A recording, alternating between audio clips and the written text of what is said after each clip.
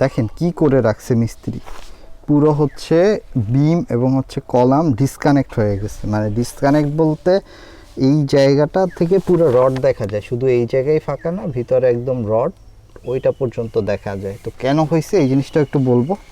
তো আসলে ভালো মিস্ত্রি না হলে এরকম উল্টাপাল্টা কাজ করে রাখে, যে এখানে পুরো আপনার আঙুল ঢুকে যাবে এরকম, একটু সেকটু নাই, অনেক আঙুল। মানে এটা হচ্ছে আমাদের বিম ছিল, মানে কলাম ছিল, তার উপর আমরা গ্রেড বিম করা হয়েছে। সো এখান থেকে পুরো ডিসকানেক্টেড। মূল কারণ হচ্ছে যখন করছে তখন তারা হচ্ছে এখানে ভিতরে বালি ছিল, বালিগুলো পরিষ্কার না করেই গ্রেড বিম করে ফেলছে। যখন ঢালাই হয়ে গেছে তো এই জিনিসটাও লক হয়ে গেছে, কিন্তু আমরা এই জায়গাটা পরে হচ্ছে ভেঙে হচ্ছে ট্রাই করছি যে এখানে কোনো ফাঁকা আছে কিনা। পরে দেখি যে না, সত্যিই ফাঁকা আছে।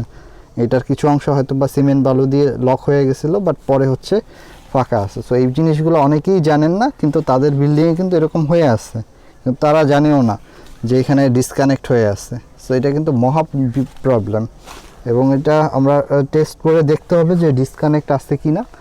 সো তারপরে হচ্ছে ব্যবস্থা নিতে হবে।